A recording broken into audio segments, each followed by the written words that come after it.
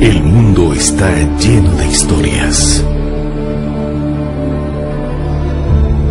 Historias de triunfo.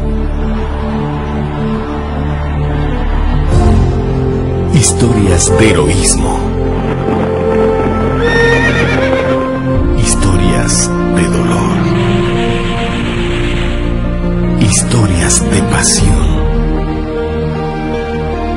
Entonces, ¿qué hace tan especial esta historia? ¿Qué es tu historia?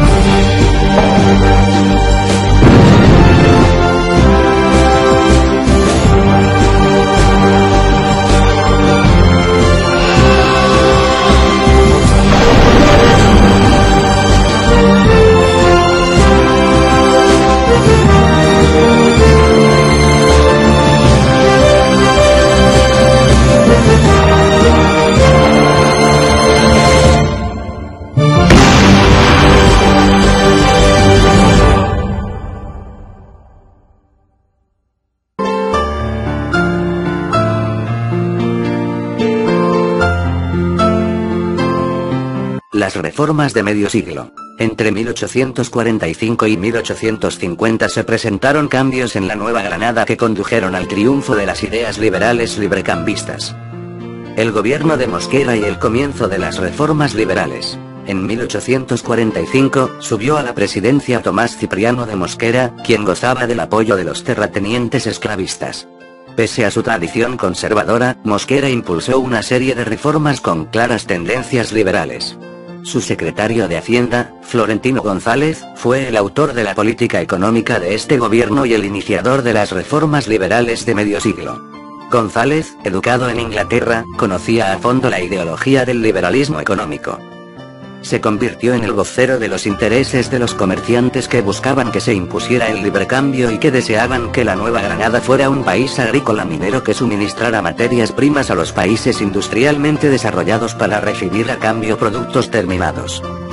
Como resultado de su política, se restableció la navegación por el río Magdalena, interrumpida desde 1841. Esta medida favoreció a los comerciantes, puesto que les facilitaba sus actividades de importación y exportación. La orientación librecambista del gobierno de Mosquera ocasionó la protesta de los artesanos, quienes se agruparon en sociedades democráticas, cuya finalidad era presionar al gobierno para imponer una política proteccionista que defendiera la naciente manufactura nacional.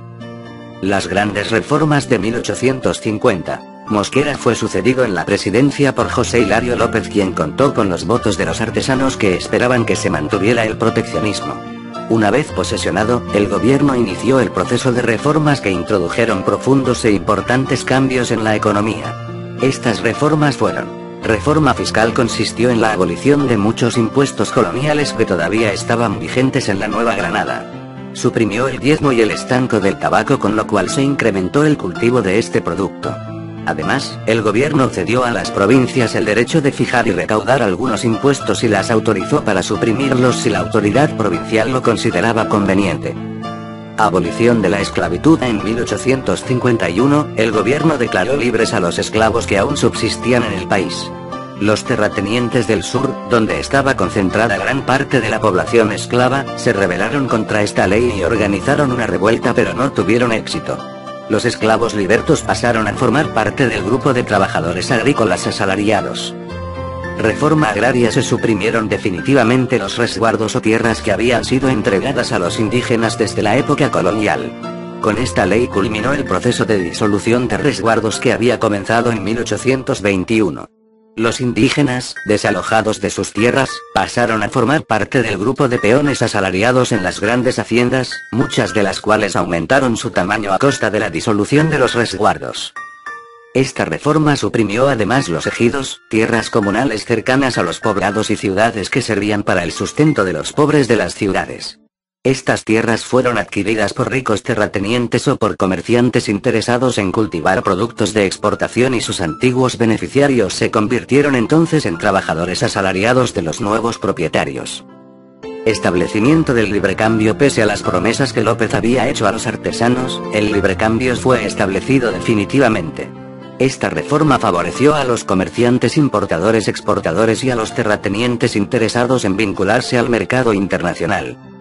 Leyes contra la Iglesia. La política del gobierno de López fue adversa a la Iglesia.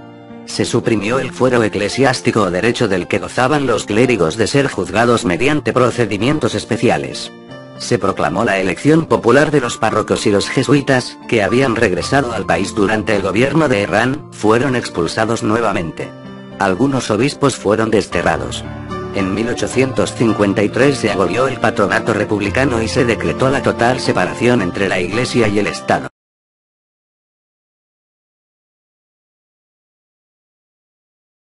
Como ya se sabía, Colombia era un país agricultor que trabajaba los productos que le daban la tierra. También tenían telares y producían la parte minera. Encontraban algunos productos como era el petróleo y el oro, pero esto se vio afectado tras la guerra contra España. Hubo abandono de centros mineros, lo que forzó a algunos mineros a optar la venta de esclavos y el acaparamiento del oro. Colombia trabajaba, cultivaba y exportaba algunos productos como azúcar, cacao, tabaco, café y flores a distintos países. Existían países latinoamericanos que también exportaban productos parecidos a Colombia. Digamos, el café era exportado por Brasil a países como Alemania. Colombia empezó a exportar también el café y estos productos a países como Estados Unidos, Francia, Gran Bretaña y Alemania. Pero existe un problema en Brasil con Perú, que utilizó Colombia para dar a conocer sus productos en el exterior. Hoy en día nuestros productos son conocidos alrededor del mundo y somos un ícono internacional con nuestro producto, que es el café. Las flores son utilizadas para San Valentín, ya que son flores exóticas y únicas en el mundo.